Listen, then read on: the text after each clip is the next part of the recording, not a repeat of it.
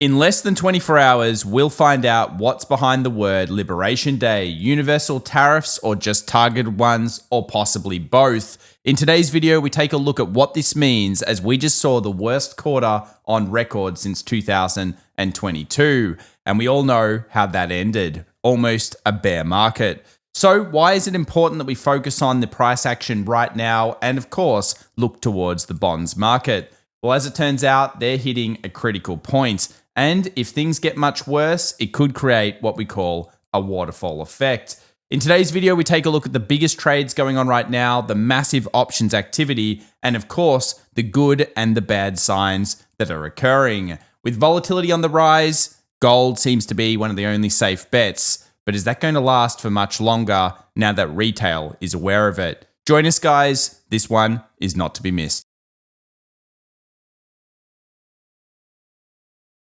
Well, welcome back everybody to The Daily Show. My name's Tom, and in today's video, there is a lot to discuss. The latest macro, the big data, and of course, the key levels coming your way, along with what just happened to healthcare and should we be concerned about it moving forward. But let's get started with the tariff discussion. Liberation Day, April the 2nd. Not to mention, after that, we've got non-farm payrolls, the jobs numbers coming out on Friday. A lot of big news, and I asked you guys in a poll over on X, follow us in the links in the description down below, whether you thought it was going to be a bit of both, a targeted tariff, or a universal one. Interestingly, more people were coming in with targeted tariffs, and in many ways, people see this as potentially being bullish. We've surveyed quite a few people around the world, and most of them have said targeted, potentially bullish, because a lot of this is being priced in. And of course, universal, like a 20 to 25% tariff that some people have been discussing. Yeah, that's not going to be probably very good. Ultimately, it comes back to price action and flows. And as we often say on this channel, patience, react, don't predict. In this case, we're at very key levels, and we'll explain why later on, along with this options discussion. So let's begin here with Nautilus Research. Some excellent data coming out from them showing us that we just lost the quarterly streak. 5 up in a row, now 1 bad. What happens next? Well, of course, it's not a great sign when you're losing the market in terms of the quarter itself. The 31st of March is now gone. We're in April, and this tends to bring us some interesting stats moving forward. And a lot of them could be on what we call the recessionary path. Remember, the next 1.5 months of market structure matter a lot. So make sure to subscribe for this, as we know that we're on the timing now post rate cuts. That was from last year, where we saw the Federal Reserve make a policy shift that usually markets show us whether we've got soft landing or, of course, a negative or hard landing. Now, in many ways, the first quarter can be okay. You'll notice here, average after we've seen these signals, not too bad. 62% of the time markets are up, and sometimes they're up big, such as 1929. Remember that date? Yeah, that was the beginning before the end. But either way, a very, very decent first quarter traditionally. The second quarter, though, the third quarter and the 1 year stats are not looking so good. So while this is only one thing, of course, it's going to make up a big part of what we discuss over the next 1 to 2 months as we see the market probably tell us which way it really wants to go. Now, in terms of overall drawdowns, a lot of you guys have said, well, we expected 10%. You've been talking about this now for 4 or 5 months, and that has now happened. We've moved down over 10% on the S&P. Technically, that gives us a check mark because we knew that we were overdue for this type of pullback. The problem is, how much worse can it get? Well, you may not know this, but according to the latest stats here from Siovanci Capital, we've basically got 17 of 24 pullbacks over the major pullbacks of the last kind of 20 plus years end up being basically around 14% or less. So the statistics are on the side of the market not going down much further when you're taking a look at the general pullback. Of course, some of them have been worse, but 21 of 24 are 25% or less. So just remember, we're starting to get into that point now where as the markets get into this zone here, we're effectively at a period where traditionally you will say, or you will generally see bid buying. You've got to remember, every time the market falls around 10 to 15%, you generally get what we call a relief rally. And you might say, well, look at this relief rally, Tom, that we just saw last week. It's not really a relief rally. Most relief rallies are pretty significant, and they tend to be in the case of sometimes upwards of a 61.8 fib retracement. And if you're aware of fibs, you would know why that one is so key. Golden pocket areas always matter. And we have shared some other stats recently that were a little bit worrying about the next couple of weeks. Of course, this one here from Jason Gopfert shows that when we lose 1.5% to a 6-month low, then we close up a little bit. And yes, this is a cherry-picked stat. Then we tend to actually see, I would say, like a up, down, all around market. Again, it's only one stat, but it could show that market structure is starting to decline. On the plus side, we've obviously seen some good breadth stats that we've shared before, though. So the next 2 months to 3 months, the likelihood of the market kind of staying like this is more than not. And the reasons why are just simply the evidence that we've usually seen in the past. The markets have come off a very bullish run. Yes, okay, GDP seems to be suffering a little bit due to tariffs and other things, but at the same time, there's still a lot of money on the sidelines, as we've talked about. And April does tend to have those flows coming back into it. Now, Mark Newton over at the macro research team for Fundstrat, he believes that the next 1 to 2 weeks could be a little bit rough. Yeah, I kind of agree. They could be rough because, of course, we've got the jobs numbers and we also have this Liberation Day. But in general, he is bullish over the next 3 to 6 months. And that probably comes as no surprise to most of you. And yeah, most people are starting to turn towards, well, the stats look good. Maybe we can go down 14%, but in general, we should be able to get a relief rally. And that's because, look, the evidence does approach that way. And as we'll look at later on today's video, we'll talk about the puts and we'll talk about the dark pool liquidity that came through, of course, the NASDAQ and tech stocks ahead of this Liberation Day announcement. Now, the big worries, of course, are in technology themselves. For the market to really go up, that is the S&P 500 and NASDAQ, you need the leaders. 37% of the S&P just recently was made up of the top 10 stocks. If you don't have those recovering, then you will not have a market actually going up. And although a lot of sectors and rotation this year has been very good, as we've been talking about, generally speaking, okay, healthcare had a bad 24 hours, but healthcare, utilities, and staples have all actually had a very good year. So even financials, they haven't actually been falling. And this is usually a good sign for the market to be potentially basing. It's like a growth scare that we've seen before. Now, when the S&P 500 is hit a 1-year high, which it did, of course, last month. Now, this is taken as of February, of course, but it closed down more than 5% the month after. Again, the stats can be a little bit shaky in the next couple of weeks, but traditionally, they've been pretty good across the board. This is because a lot of the time when you get a scare like this, you lose 5%, you lose so much, momentum so quickly, it tends to be more of that V-shaped recovery. Now, we haven't seen it yet, but you can see on the chart here, courtesy of Subu Trade, how many times we've actually bounced off these levels.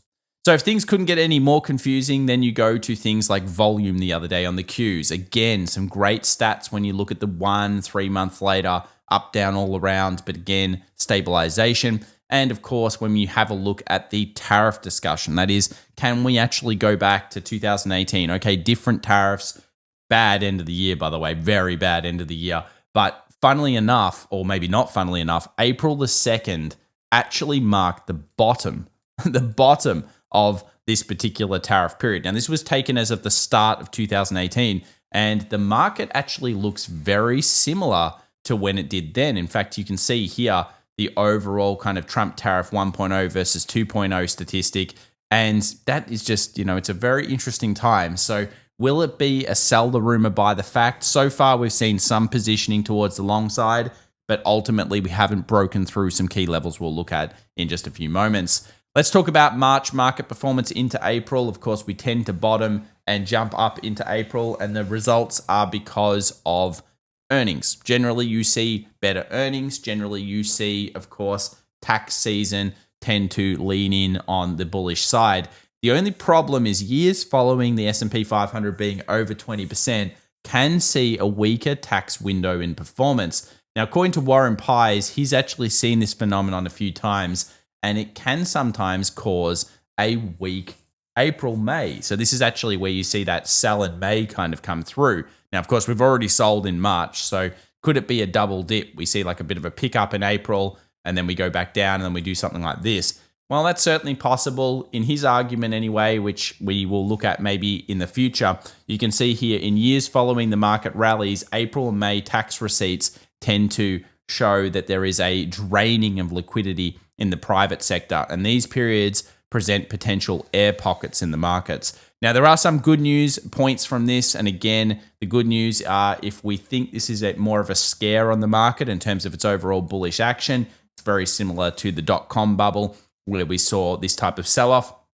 And of course, Wayne Whaley has as well brought out some big stats around the April performance. So this is basically showing us that if we had a good January, we do tend to have a very good April. Again, some great stats here. We've kind of got a little bit more on the bullish end at the moment than the bearish end. And I think the next 24 hours, maybe even the next 3 trade days and the weekly close should solidify which way this market really wants to go. As I said, there are further bits of good news. The further bits of good news are, of course, the tape, CTA positionings, commodity trade advisors, momentum funds were absolutely slamming this market. Well, they're oversold. And of course, they have to buy back in. So that is a help when you're looking at April moving forward. And according to the latest details from Goldman Sachs, it does look like they're still having to purchase quite a lot. Now, on the flip side of all of this, we go back to saying, okay, well, where's the money going this year?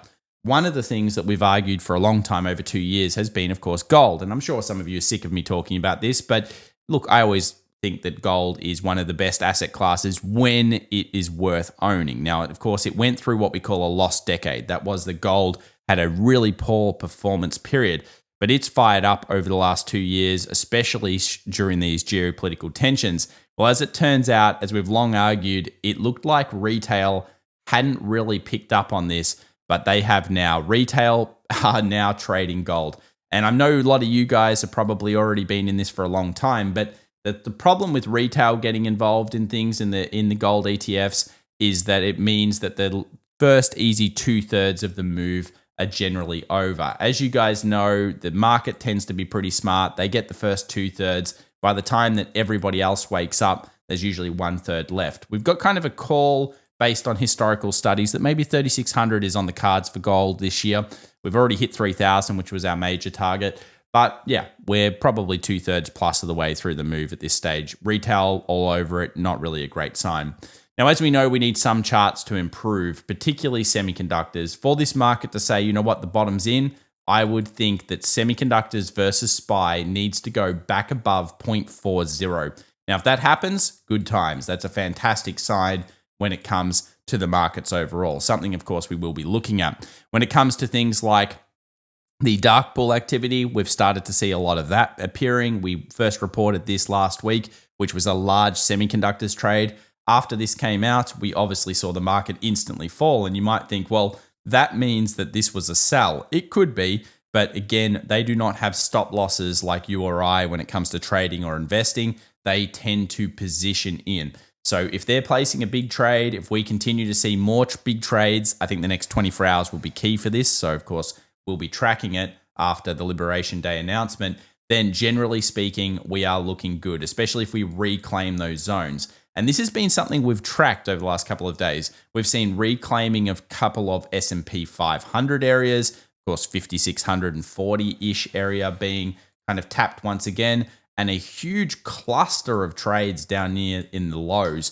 Now, generally, when you see clusters, I mean, the biggest trade in 2 years, the third biggest trade in 2 years, massive dark pools all over the place. This is not usually a bad sign for markets. It shows a stabilizing effect. We'll soon find out whether that is well warranted. But we did have, of course, one of the largest trades ever recorded on the ProShares Ultra Qs, which is, of course, a 2 times massive Q fund. Now, when you get these types of transactions, you do want to be paying attention. We saw one over here. It was a temporary high. We saw one over here. It was a temporary low. And so far, the market has reacted quite strongly to that.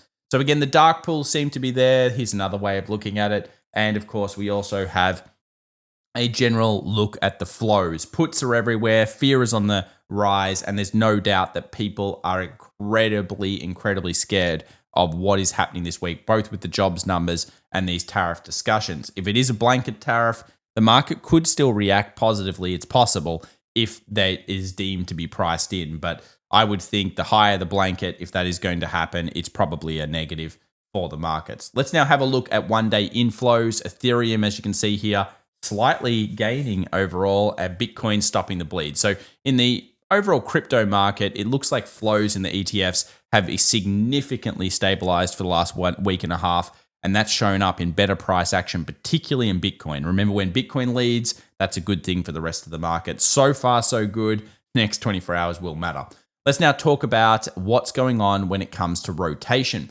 And it was a day of bad healthcare news, particularly bio. It looks like deregulation could be coming. That's really going to hurt bio. And biotech, of course, not the industry that I like as much as I like healthcare this year, because bio, unfortunately, loss-leading businesses, high interest rates, potential tariff to cause something like inflation coming through, which means rates higher for longer. Healthcare, on the other hand, stabilized a little bit, but still some negative news coming out for these guys. Price action kind of looks like that on healthcare. We'll have a special on it soon to talk about it. Very interested in the next 24 hours on that one in particular. But it was risk on, really. Consumer discretionary, technology, semiconductors making up the best. I would call this a neutral day, even though it was up. And the reason it's neutral is it wasn't really like an absolute, wow, the breadth is coming or anything like that. Let's now move into the charts themselves. The S&P 500 first up. We'll notice we're getting closer to that anchored VWAP, and we still remain in what we call the danger zone. Now, the reason we call it the danger zone is if you think about the current most traded areas, you're going to notice that we have a lot of levels sitting around these particular kind of two zones. Now, yesterday we had 5,600, which was broken above. And the next most logical step is to go up here to this next most traded level, which is around 56.62. Now, remember, I'm taking this on the real market, and that's important because we're seeing this in real volume going through during the session itself. So these are the big guys playing, and they are certainly looking at this as being a potential resistance. Now, if the markets do rally above this point after the April 2nd announcement, that's a good sign. If we end up clearing 5,800 in the future, that's a really good sign of potential strong recovery. And then, of course, dips would probably be bought up with buy demand. For now, though, the bears are still potentially in control of these levels. So watch out for those and, of course, pay attention to them. You can see here in the futures market, there's a little bit of rejection coming through already as people start to weigh in on, is this just a sell down to 54 or 54.75? They are, of course, where the big buyers should control the markets if everything gets crazy. Option lows and highs for the day, I actually thought they'd be wider, but that's what 68% of the time the market believes is going to hold these prices. And as you guys can see here, again, the small action, you'll want to be paying a lot of attention to this. Breaks below things like 55, kind of 55. This is going to be, a signal for a lot of day traders that things are getting nasty and the market could push down here, especially if it closes underneath these zones. Good buy up over the last 24 hours at this area. And really the NASDAQ, we'll actually go to the NASDAQ for a second. The NASDAQ was probably the best. Anchored VWAP off the low, holding the whole session and rallying up. Still at problematic zones. Unfortunately, it's just not out of the gate yet. That's why we say often, patience, react, don't predict. This is a very highly charged environment, and a lot of us have a lot of different opinions. And obviously, we really need to see some confirmation. I like some of the things here. I like some of the stats. But as always, there's two different directions you can go in. For some bears, you'll be cheering for some of the stats we shared today. For some bulls, you'll be looking at other things. 5,600 is probably the fight zone when it comes to the options of the next kind of couple of sessions. You can see here 5,600 on the 2nd of April, 5,600 on the 3rd of April. And in the OPEX, that is the major options expiration, it just pretty much is a sea of puts.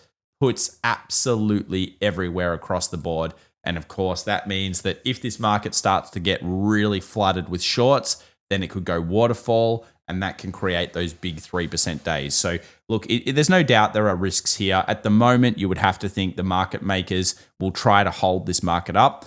But if it is really bad news, then of course, yeah, it could get wild pretty quickly. I still think that this market, though, will try to do the kind of sell the rumor, buy the fact. We'll see what happens. Again, prediction is not really worth it. Nvidia, what's going on here? 110, not really a good level. 115 plus, that's a good level. You'll notice here, all the calls this week are situated around that most traded zone. and 105 and 110 remain still the major support lines for Nvidia. When we take a look at Tesla, it's kind of similar. We've got 280 on the call wall to 300. That's a huge inflection point, by the way, moving forward 300. And on the bottom end side, we still have that 250 and 220. So no changes here to Tesla, stuck in the middle of the zone.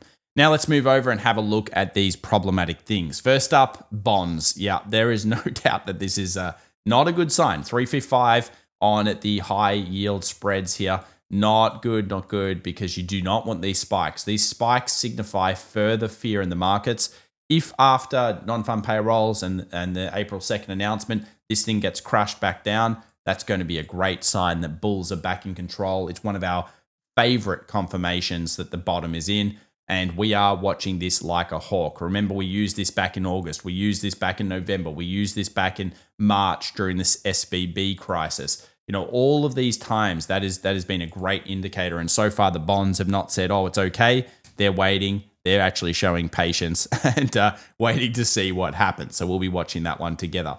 What about the US yields? US yields spiked a little bit. You can see here the 10-year was up a little bit as well. Nothing really to report there. Home builders was stable. So again, nothing to report there. And the VIX and VVIX, as you guys know, a secondary spike in the VIX, very common with the new lower low, and then often can actually be the bottoming of a market. So we're watching the VIX, the VVIX, all of these things. US dollar stabilized around this area. We'll probably see a big close on this over the next 24 hours, or the jobs numbers. Copper, nothing much to report. Still, we think it's a bit overbought at the moment, probably in consolidation.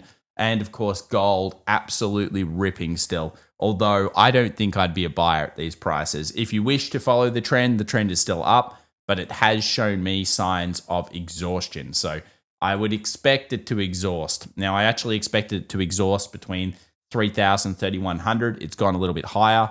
Again, I prefer it exhausts because if you actually zoom this out, what's happening here is gold is overshooting its own range.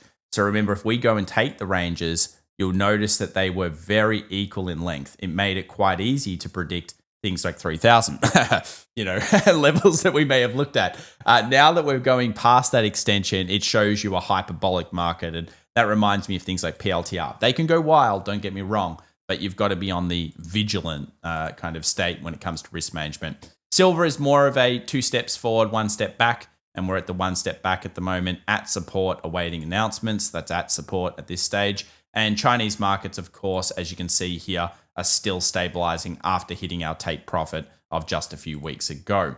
Let's now have a look at the major stocks. Tesla getting close to 275. Again, you've got to put your opinions aside should you choose to trade these things. Gap fill, 250 is obviously the put level. 280, well, that's a big text. 280 and 300, of course, is where we have the major kind of calls. So really, it's 220, 250 on the support and 280, 300 on the call side. Semiconductors versus SPY, no real changes here. Last 24 hours barely held up. Certainly is oversold. Again, like to see this kind of recover. Have a look at Nvidia. Again, trying to hold the lows. It's not enough. It hasn't broken through 115. Needs to break 115. You get through 115, you're starting to put in the positive gamma. It's good, but it's not enough. And the same thing is happening across the board. You look at XLK, you look at any of these technology risk-on sectors, they're kind of just barely recovering back to where you'd expect them to have problems should they not like the announcement. Same thing goes for AMD. Same thing goes for pretty much any stock. And it also goes for the US 2000 and NASDAQ. So let's have a quick look here. You can see the US 2K, again, putting in 2 dojis. This is 2 dojis sitting at this level of previous support, becoming kind of resistance. Which way does it go? Usually you want a break of the dojis. So when you get a break up of the dojis, that's a great sign. When you get a break below, that's not so good. And I'll actually show you with Bitcoin here, because you can see here the last 24 hours, we got that break of the high, and it ended up causing a decent rally for Bitcoin through the session. We actually went up 1.78. Could Bitcoin be early telling us that risk is back on? So far, it's the best hold actually in the markets. And you can see here, you've got that nice support. You've got the 2 dojis. You've got the bullish breakup. Interesting stuff. Let's have a look at the NASDAQ. And the NASDAQ, of course, finding that bullish pin bar still at the danger zone. We just looked at it before. It's the exact same thing. For you to really be loving the swing, you got to get that 20,400. Currently, the first support, if the market fails, is 18,330. So that would be the level I'm looking at right there. When it comes to the other crypto markets, Ethereum, as you can see here, again, put in the base on small time frames. Look, if you've been a day trader or a scalper this week, it hasn't been the worst to pick the lows. In particular, this trade here, I think is quite nice. You've got that inverse head and shoulders style, change of trend pattern. So far, so good in terms of holding up above that. But yeah, early days here for ETH. Nothing on the bigger time frames that's going to make anything kind of go crazy. As you guys know, we've got here Wednesday, April 2nd, which is going to be the big Trump announcement. Then we've got some ISM, PMI. Yeah, okay, whatever. And then we have the Friday news, which is going to be the jobs numbers coupled with every single FOMC guy coming out. Fed Chair Powell coming out to speak afterwards. I would say that if Trump rocks the market, Fed Chair Powell will try to fix that by doing some kind of hinting at QE. We'll have to see. Of course, as we say again, guys, patience, react, don't predict. In this case, if you have doing anything really, you've got to practice what we like to say is scaling. And the reason we like scaling is because that's what the big guys do. They buy positions over time as they build the case in evidence, or sell it over time if they build the case in evidence. Warren Buffett obviously selling famously over the last year. If you're interested in finding out more about what we do at FX Evolution, check out our 7-day flash sale. Obviously, follow us over on X, and you can check us over on LinkedIn as well. My private LinkedIn, I share a bunch of stuff to do with, of course, market psychology. So definitely follow me over there. I'm posting more on that very, very soon. Thanks so much for watching. Hit the bell, hit the subscribe, and we'll see you in the next one. Bye for now.